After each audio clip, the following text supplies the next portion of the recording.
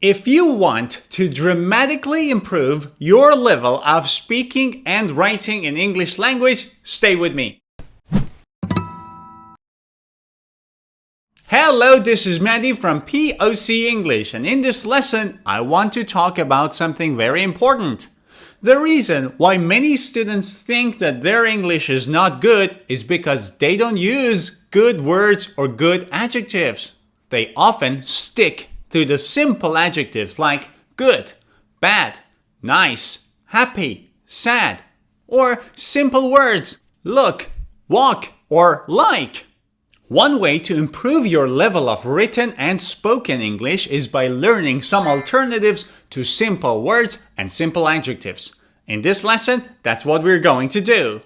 First, let's start with simple adjectives, and number one is nice. We can use the adjective nice for nearly everything. A nice camera, a nice microphone, a nice laptop, nice room, nice person. Look at this sentence. We had a nice evening. Here, nice means enjoyable. So, instead of nice, you can say, we had an enjoyable evening. You can also use pleasurable. We had a pleasurable evening. So, we had a nice evening, we had an enjoyable evening, or we had a pleasurable evening. We can use nice to describe people, like saying, the host was really nice. Now here, nice can mean polite and with good manners. So instead of nice, we can use gracious and say, the host was very gracious. Or you can also say courteous. The host was courteous. Gracious, courteous, meaning polite. And look at this sentence. I went on a date with a very nice guy. Now here, nice means likable, someone I liked. I went on a date with a very nice guy. Instead of nice, you can say likable with a likable guy, or lovely with a lovely guy. A more formal and advanced way of saying nice in this case is to say congenial.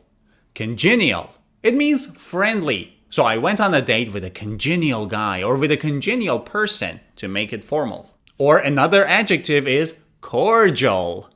Cordial. Now, listen up. It's not cordial in American pronunciation. It's cordial. Cordial. Cordial and congenial both mean friendly and nice.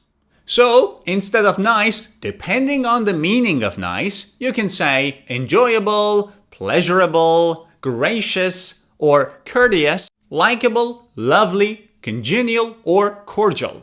Now, adjective number two, which is very much used in everyday conversation and even in written text, is good. Again, we can use good for almost everything. A good person, a good camera, a good room, a good computer, a good video. You can say, that restaurant is good. Now, instead of good, what else can we say? If you want to say it's very good, you can use excellent or amazing. An amazing restaurant or an excellent restaurant. If it's very, very good, you can say it's wonderful or marvelous. Wonderful, marvelous. And if it is very, very, very good, you can say it's exceptional, outstanding, splendid, stupendous. All these adjectives mean very, very good. So you can say excellent, amazing, wonderful, marvelous, or exceptional, outstanding, splendid, or stupendous instead of good. And the opposite of good is bad. Again, bad can be used for almost everything. For example, that is a bad restaurant. Now, instead of bad, what else can you say? You can say awful. That is a bad restaurant. That is an awful restaurant. That's an awful situation. You can say terrible, which means very bad, a terrible restaurant. You can say unpleasant, which means it's not pleasant, it's not good, it's bad. It's an unpleasant restaurant. Or you can say lousy. In that restaurant, the food was lousy or service was lousy. So, in this case, lousy, awful, terrible, or unpleasant mean bad. You can also use bad for people and say, for example, we have a bad neighbor. Instead of bad in this case, you can use the adjective disagreeable. We have a disagreeable neighbor, which means a bad neighbor. If the person is unkind or unfriendly, you can use the adjective mean. I have a very mean neighbor, or dude, stop being mean. If there is a person with bad intentions, a person who wants to do something bad, you can say they are wicked. Wicked, which means they have very bad intentions. A wicked old lady. Adjective 4 is sad. I'm sad. Instead of sad, what else can we say? You can simply say I'm unhappy or I'm upset. If you are really sad, you can say I'm miserable or I'm depressed. If you are very, very sad, you can say I'm dejected. So I'm unhappy, I'm upset, I'm dejected, I'm depressed, I'm miserable. Now sometimes there are things which make you feel sad. For example, the news was sad. Here you can say depressing. The news was depressing. You can also use two very interesting adjectives. You can say sorrowful. The news was sorrowful. Or if it made you cry, you can say it was tearful. The news was tearful. And the opposite of sad is happy. I am so happy. Instead of happy, you can say cheerful. I'm very cheerful now. Or the kids were cheerful. You can say delighted. Oh, what an amazing surprise! I'm delighted. It means I'm very, very happy. When you meet someone and you want to say I'm happy to meet you, you can also use the word glad. Glad to meet you. Or you can also say pleased. Pleased to meet you, sir. Glad or pleased. And if you're really happy, you can say you are joyful or elated. Oh, I'm elated.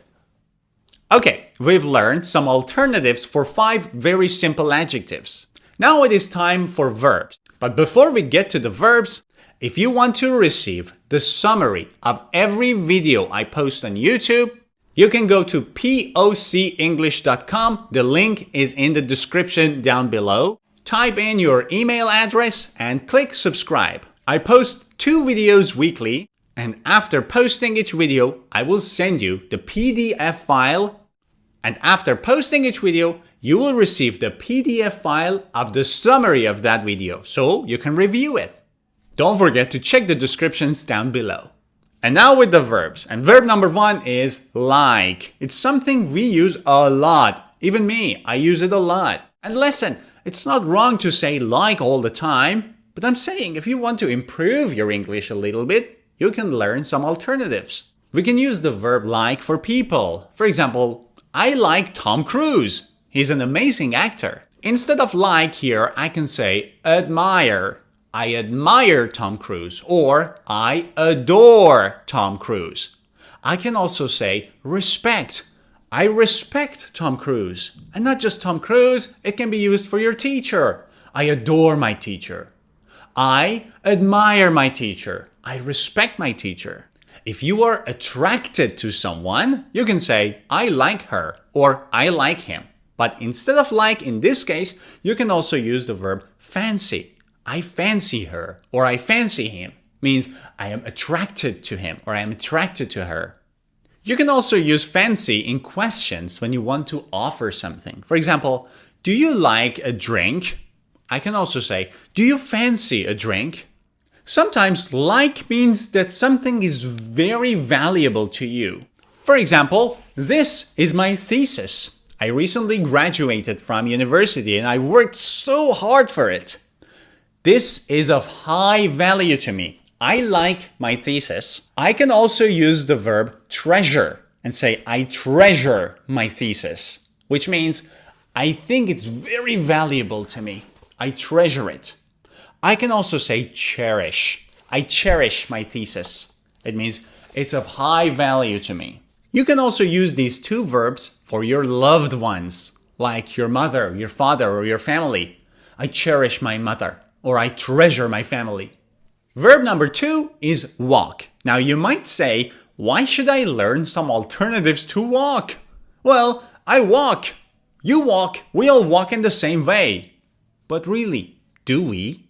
You can say, I want to go for a walk in the neighborhood. But if you want to go for a walk, but you don't have a specific destination, there is no fixed place you want to go to, you can use the word stroll. Stroll. And instead of walk, you can say, I want to stroll around the neighborhood, which means to walk aimlessly, but just for pleasure. I want to stroll around. Let's have some fun. Let's see what's new in the neighborhood. You can also use the verb wander, which means to walk aimlessly. For example, those guys are wandering around the town, or they are wandering around the neighborhood. It means they're just walking aimlessly. Now, sometimes your leg is hurt and you can't walk properly. So in this case, it's like you go, what am I doing? Am I walking? Yes, but a specific word for it is limp. I'm limping. Oh, my leg. I'm limping. In the middle of the night, I'm feeling hungry and I want to go to the kitchen, open the fridge and have a little snack. But my parents are asleep and I don't want my mom to notice it. So what do? I walk quietly on the tip of my toes. And the verb is to tiptoe. I tiptoed to the kitchen to have a snack. It means I walked quietly to the kitchen to have some snacks. Or sometimes you see someone on the street who had a lot to drink. And how are they walking? They're not walking in the proper way. They're just walking like this. Here you can say they are staggering. I saw a guy staggering on the street and he was about to fall. So there are different ways of walking: strolling, wandering, tiptoeing, limping, or staggering. And the last verb is look. Now, you can say, I looked at the painting, but if you looked at the painting for a long time, you can use the verb gaze. I gazed at the painting for hours. Or stare. The guy was staring at me. It means he was looking at me without taking his eyes off me. If you take a quick look at something, you can use the verb glance. For example, I just glanced at my watch. I took a quick look. Or let's see if I have any messages. No, I just glanced at my phone. Or sometimes you're playing a game and you say, cover your eyes. And then you cover your eyes, but then you are peeking. To peek means to look at something, but secretly. And without wanting others to know that you are looking. So, I am peeking. And then you can say, no peeking, no peeking. And then I close my hand. So, instead of look, you can say gaze or stare, glance or peek. And that's it, guys. If you like this video, don't forget to give it a thumbs up. And if you're new to my channel, click subscribe.